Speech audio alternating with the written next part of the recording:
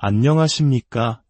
하나님의 귀한 자녀 여러분, 우리의 믿음의 여정 속에서 잠시 멈추어 하나님의 아름다움에 대해 깊이 생각해 보신 적이 있으신가요? 오늘 우리는 성경이 말하는 바로 그 심오하고도 찬란한 주제, 주님의 아름다움에 대해 함께 묵상하는 시간을 갖고자 합니다. 이 귀한 말씀을 더 많은 분들과 나누기 원하신다면 좋아요와 구독으로 저희의 여정에 동행해주세요. 여러분의 작은 손길이 하나님의 은혜를 전하는 통로가 됩니다. 이 말씀을 듣는 모든 분들의 삶의 주님의 평강과 축복이 가득하기를 기도합니다. 자, 이제 함께 기도하는 마음으로 말씀의 여정을 시작하겠습니다. 사랑과 은혜가 풍성하신 하나님 아버지, 오늘 저희는 주님의 아름다움을 묵상하기 위해 이 자리에 모였습니다. 주님께서 창조하신 이 세상은 온통 주님의 아름다움으로 가득 차 있습니다. 주님께서는 이 세상을 단지 기능적으로만 만드실 수도 있었지만 주님의 선하심과 영광을 드러내시기 위해 이토록 경이롭고 아름답게 창조하셨습니다. 때로 우리는 숨막히게 아름다운 자연 앞에서 창조주이신 주님의 위대하심을 경유하게 됩니다. 성부, 성자, 성령 삼위일체 하나님, 주님께서는 말씀을 통해 주님 자신이 얼마나 온전히 사랑스러운 분이신지를 우리에게 보여주셨습니다. 우리는 예수 그리스도의 얼굴에서 그 아름다움을 보았습니다.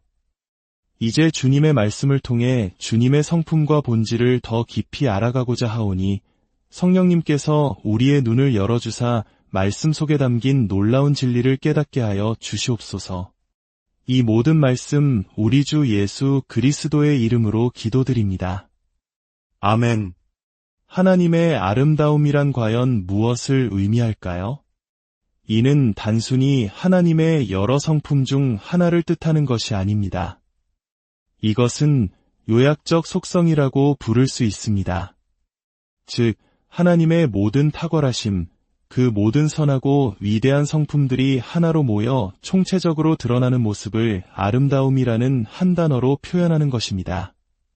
하나님의 완전하심, 거룩하심, 자비로우심, 정의로우심, 지혜로우심, 그 모든 것이 조화롭게 어우러져 발산하는 빛, 그것이 바로 하나님의 아름다움입니다. 이 아름다움은 하나님의 다른 몇몇 중요한 요약적 속성들과 깊이 연결되어 있습니다. 바로 하나님의 완전하심, 하나님의 복되심, 그리고 하나님의 영광입니다. 첫째, 하나님의 완전하심을 생각해 봅시다. 이는 하나님께서 모든 탁월한 성품을 소유하고 계시며 그분에게 있어야 할 바람직한 성품 중 어느 하나도 부족함이 없으심을 의미합니다. 한 유명한 신학자의 표현을 빌리자면 하나님은 그보다 더 위대한 존재를 상상할 수 없는 분이십니다. 하나님보다 더 완벽한 존재는 이 세상 어디에도 없습니다. 바로 이 완전함이 하나님의 아름다움으로 자연스럽게 이어집니다. 하나님 안에 모든 탁월함이 존재하기에 그분은 우리 영혼이 가장 갈망하고 사모할 수밖에 없는 대상이 되시는 것입니다. 시편 73편 25절에서 시편 기자가 하늘에서는 주 외에 누가 내게 있으리요 땅에서는 주밖에 내가 사모할이 없나이다 라고 고백한 이유가 바로 여기에 있습니다. 그는 주님 안에서 모든 완전함이 집약된 그 무엇과도 비교할 수 없는 아름다움을 발견했기 때문입니다. 둘째, 하나님의 복되심입니다. 하나님은 우리가 그분을 찬양하고 복을 빌기 때문에 복되신 것이 아닙니다. 하나님은 그 자체로 스스로 온전히 복되신 분입니다. 이는 하나님께서 상상할 수 있는 가장 깊고 충만한 행복과 만족, 기쁨을 스스로 안에 가지고 계심을 의미합니다. 하나님은 이 세상을 필요로 하지 않으셨습니다. 관계의 충만함을 경험하기 위해 우리를 창조하신 것이 아닙니다.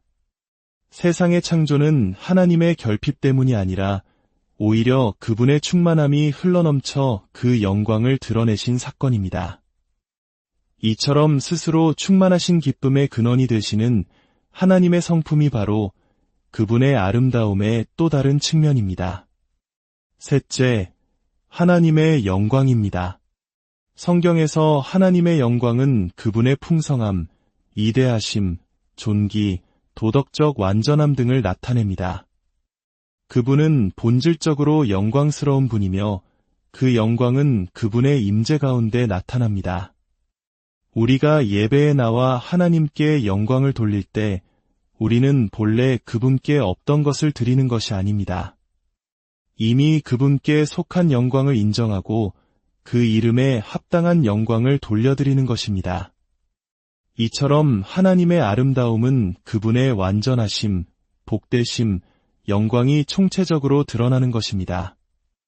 우리는 하나님께서 우리를 위해 행하신 일들 때문에 그분을 사랑하고 예배하지만 동시에 그분이 누구이신지 그분의 존재 자체가 얼마나 아름다운지를 알기에 더욱 깊이 그분을 사랑하게 됩니다. 이제 이 놀라운 주님의 아름다움을 갈망했던 한 사람의 목소리에 귀 기울여 보겠습니다.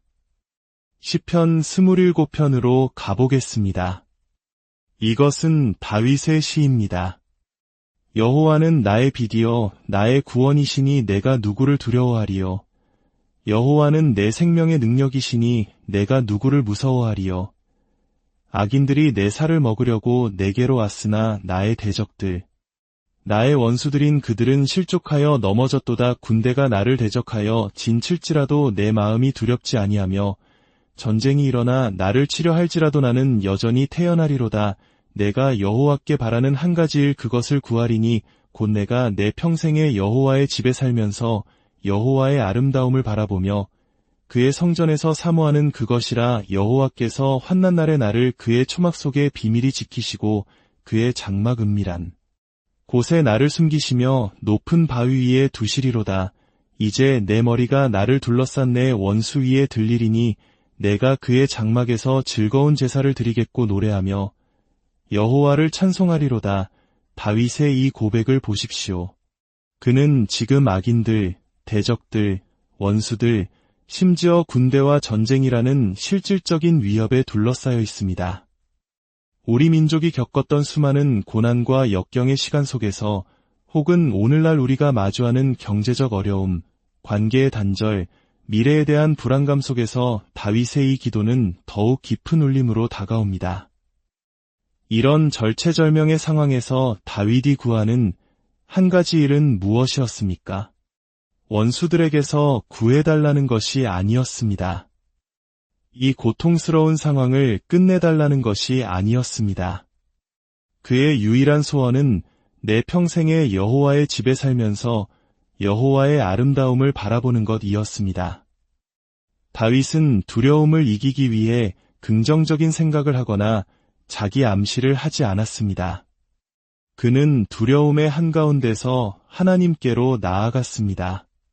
그리고 하나님의 성품, 하나님의 본질, 즉 그분의 아름다움을 묵상함으로써 모든 두려움을 이겨냈습니다. 하나님을 경외하는 마음이 다른 모든 것에 대한 두려움에서 그를 자유롭게 한 것입니다. 우리도 마찬가지입니다. 삶의 문제에 직면했을 때 우리는 종종 하나님, 이 문제만 해결해 주시면 그때부터 주님을 잘 섬기겠습니다. 라고 기도합니다. 그러나 다윗은 순서를 바꾸었습니다. 그는 문제의 한가운데서 먼저 하나님의 아름다움을 구했습니다. 하나님과의 친밀한 교제와 예배를 갈망했습니다. 그것이 모든 문제에 대한 궁극적인 해답임을 알았기 때문입니다. 이제 사도 바울의 고백으로 넘어가 보겠습니다.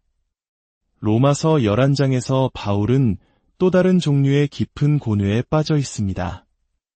그는 자기 민족인 유대인들이 메시아이신 예수를 거부하는 현실 앞에서 엄청난 마음의 부담을 느끼고 있었습니다. 마치 오늘날 많은 성도들이 분단된 조국의 동포들을 위해 기도하는 그 애타는 마음처럼 바울은 자기 민족의 구원을 간절히 원했습니다. 그러나 하나님께서는 그에게 이스라엘의 거절을 통해 이방인들에게 구원의 문이 열리는 인간의 지혜로는 다 헤아릴 수 없는 놀라운 계획을 보여주십니다. 이 충격적인 진리 앞에서 바울은 하나님을 원망하거나 따져 묻지 않습니다. 대신 그는 이렇게 외칩니다. 깊도다 하나님의 지혜와 지식의 풍성함이여 그의 판단은 헤아리지 못할 것이며 그의 길은 찾지 못할 것이로다. 누가 주의 마음을 알았느냐? 누가 그의 모사가 되었느냐? 누가 주께 먼저 드려서 갚으심을 받겠느냐? 이는 만물이 주에게서 나오고 주로 말미암고 주에게로 돌아감이라. 그에게 영광이 세세에 있을지어다. 아멘. 바울은 자신의 소원이 이루어지지 않는 현실 속에서 오히려 그것을 통해 자신의 영광을 드러내시는 하나님의 주권과 지혜를 보았습니다. 그는 하나님의 그 헤아릴 수 없는 계획의 깊이와 넓이 속에서 하나님의 아름다움과 영광을 발견하고 찬양을 터뜨린 것입니다.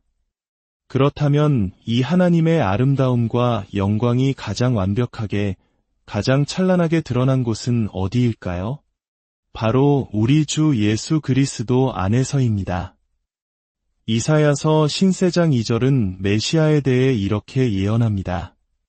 그는 주 앞에서 자라나기를 연한 순 같고 마른 땅에서 나온 뿌리 같아서 고운 모양도 없고 풍채도 없은즉 우리가 보기에 흠모할 만한 아름다운 것이 없도다.